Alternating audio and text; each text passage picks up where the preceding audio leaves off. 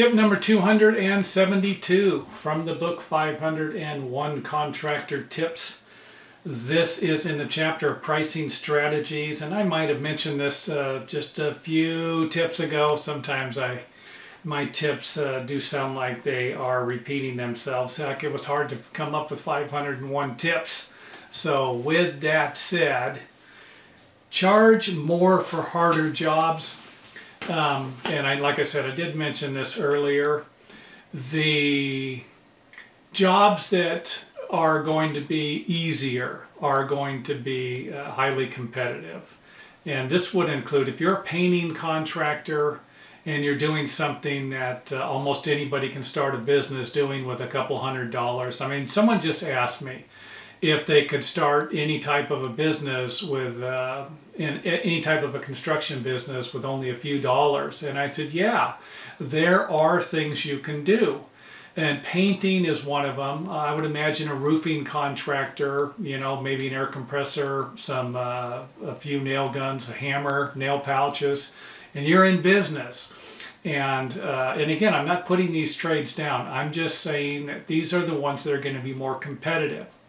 If you're a plumber and you're doing underground work, you might need excavation tools. You might need a backhoe. You might need access to a backhoe. This is where you start to get into a few more dollars. A specialty contractor, I can't even say, as I framed houses for a long time, I did stairs. This is framing the stairs. This wasn't doing the finished handrails or the finished woodwork to the stairs. This was just framing the stairways.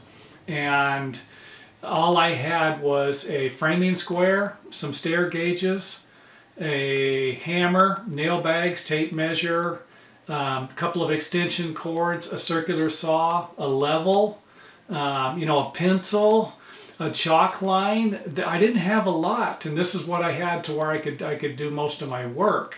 So there are going to be trades in the construction business that don't require a lot of startup capital, don't require a lot of tools.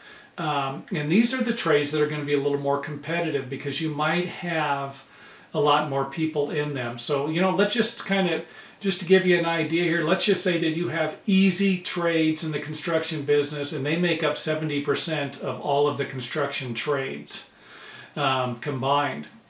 Then you're going to need to try and figure out how you can get into the 30% or the 10% of jobs that people aren't doing. So I'm just going to throw that out there. I'm going to leave that at this. Like I said, I did mention some of this stuff earlier, but it is definitely something to think about.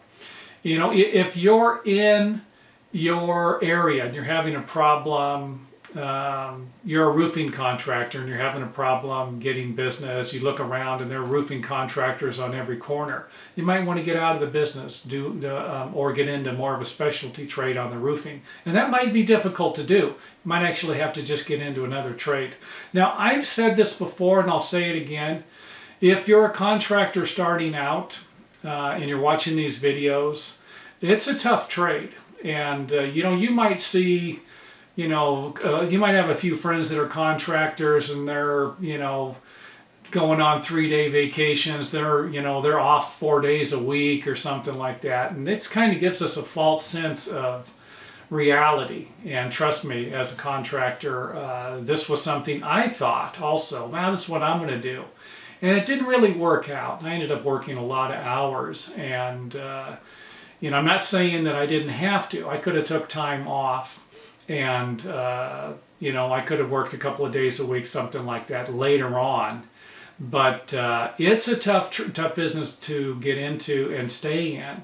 We have cycles where, businesses are booming, and then when they are not, we go into a recession. It is a nightmare to find work sometimes. So I'm going to leave that with that, and it is off to the next video. Hope these videos are helping. If they are, hit the old thumbs up button.